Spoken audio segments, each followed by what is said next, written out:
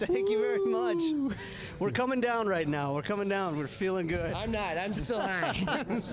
We don't want you to come down. We want you to like be up in the clouds. Keep it going. Keep that as long as possible. Just savor the moment. Let us tell you something. This is our first 2 Grammy nominations for an album, and we got 2 Grammys somehow. And for a group like us, it almost doesn't make a lot of sense because we feel like we're amongst this group of artists that didn't necessarily have a home, and we had to pave our own roads coming up, and then somehow we get celebrated by this like real incredible credibility from the Recording Academy. So for Time for 3, it's meaningful in a way that is hard, I think, for us to describe. Amen. And also, just to be amongst so many creative artists here, winners, nominees, we're just so grateful to be part of that circle. And we hope to collaborate with all of them. That's the cool part about being here, yes. right? Is just you're meeting with colleagues who, frankly, are on the same caliber as you too, and all the networking that can be done and has been done only leads to these amazing superstar collaborations, right? So who do you guys have your eye on? Ooh. Jack Antonoff, are you there? He's not in our category, but we just passed by him, and I mean, he's one of those trailblazers. He has an amazing ear.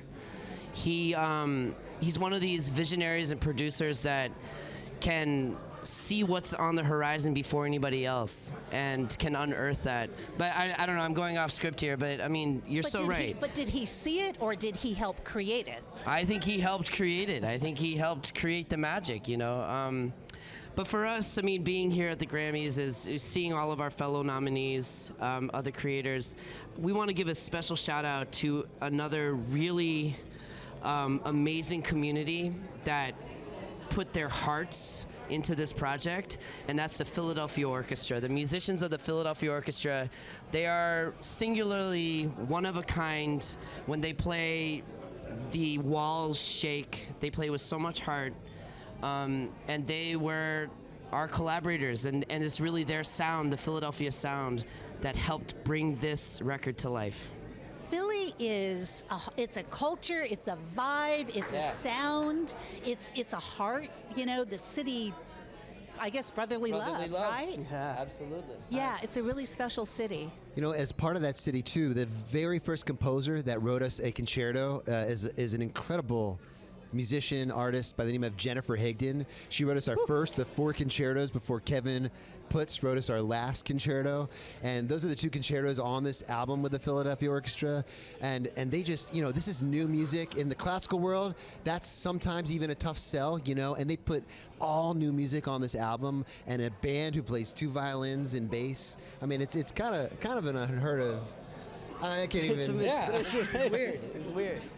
And also, we're not nominated in this category, but our girl Liz Rose, who is nominated with Taylor Swift, wonderful songwriter. We get to collaborate with people like that as well, and that's what music is. Just like you're saying, music is just collaboration, and we're so eager to do so much more of that. If you can dream it, right? Yes. Well, if you can dream it, yeah. But in our world, coming from the core classical music world, I mean, like I said on stage, if you had told us we'd be here in this moment with this achievement and this acknowledgement from our peers, when we were back in music school practicing our Mozarts and our etude supplementary piano or failing solfege. I passed. Yeah, you passed. But we really had to pave our own road. And it's so exciting to do what we do, but it's also really difficult. And so this is just such a meaningful thing for us. Yeah, our label believing in us, and our supporters. So thank you.